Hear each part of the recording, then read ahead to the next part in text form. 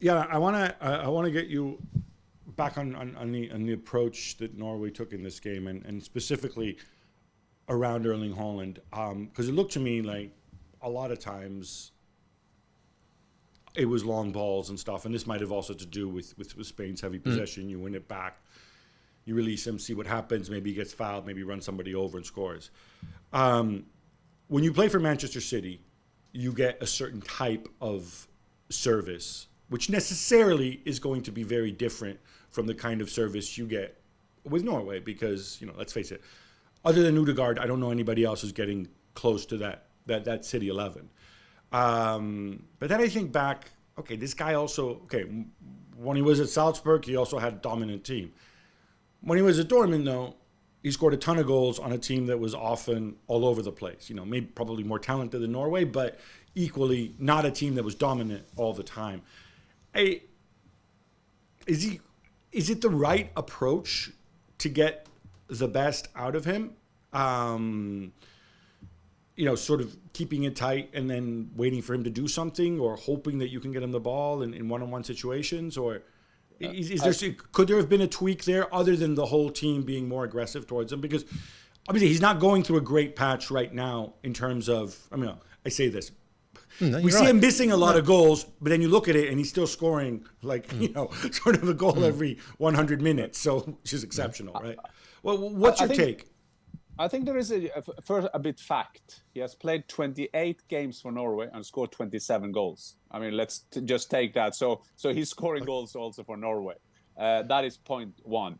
Point two, in his kind of patches that he doesn't score, and was it 3 games now before he scored 2, had a brace against Cyprus the other day.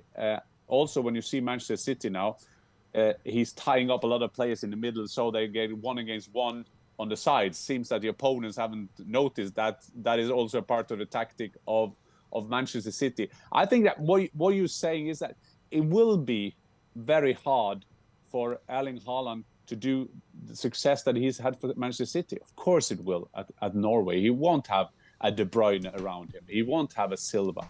He won't have a Rodri who kind of make the balance in the team. But that's what it is. There are so many advantages being a Norwegian, but when it goes to qualify for tournaments, it's a bad thing to have a red passport of Norway. Of course it is. That is the problem we are having. We are like 23 years away now from our last tournament. That is scandalous. And it's interesting that I discussed this with you. Because in Norway, Ståle Solbakken will say, no, we have improved and this and that. And then you have people like Kjetil Rekdal, remember him? We were all teammates in the same team. And he said, this is a fiasco. How can you not get enough out of this team? And all that kind of thing. And of course, the first one you will point at is Erling. You will point at Martin, because they're going to take us into the heaven of football tournaments. But again, Erling, he has scored nearly 1 goal in a game for Norway. So he's not the main problem. If he is the main problem, then we have to have a look at the other players. He might not be the main problem. He's certainly not the main problem. But I think sometimes the manager that's playing him starts to say, because we've got such a great striker up front who can run in behind and he's strong and powerful, then we can defend a lot deeper, because we can be more compact in midfield. We can try and be more compact at the back. So you end up isolating him, and he's got far more work to do, and he doesn't become so effective. And that was the point. That's a good point.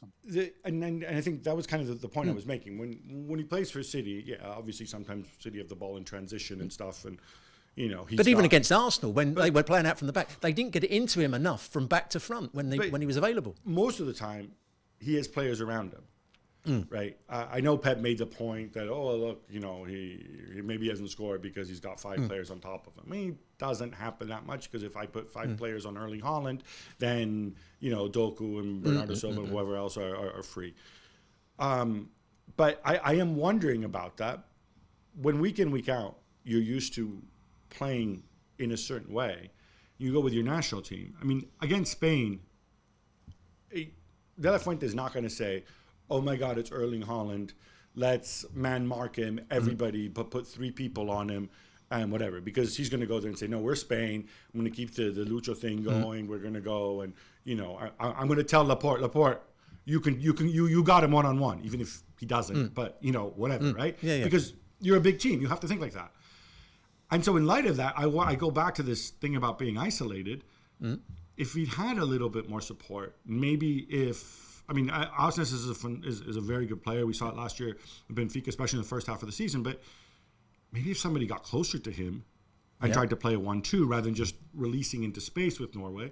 You're the striker, Jan. Am I reading this? Is this the right use of Erling Haaland? I understand what you're saying, because when we played, if we basically say we play 4-5-1, that's what we do. I was the lone striker for Norway, and you make a valuable point that sometimes then you feel very isolated, and not only that, you need a De Bruyne around you, you just need someone around you. That is what to get at. The problem is, of course, when the identity of the way Norway playing. Robbo was talking about the way we played in the 90s. We were more. We had our play game. We took a long ball up to a striker or to Jostein Flo. We had midfielders coming. If that's been a Leonardsen coming, flying up, or it's Mini Jakobsen going for the second ball. We don't do that. The problem we had last night, there was no identity in our team. We didn't pressure. We tried to pressure 1-on-1. When the play was okay, I'm not against the long ball, but then you need to support the striker. Because if the main thing for a striker is not always to win the header, but to avoid the defender to win the header. So then you have to have people to jumping in. We didn't have that. We don't have those kind of players, and then you will end up have a lack of identity. It's a bit this, it's a bit that, And that's I'm going back. I would go back to the point I made earlier, that if Norway had pressed higher up the field and stopped Le Mans trying to play out from the back with Laporte and made it more difficult for Rodri, then they would have had to have gone longer, and it would be a chance for the centre-halves of Norway to win the balls against Morata. And then when they win the ball, they're closer to Erling Haaland, rather than having to play long balls into him and then no support to him, and he gets isolated and he doesn't get so many touches. If you were winning the ball back higher up the field, he's involved in the game far more than if you're trying to defend deeply. Yeah.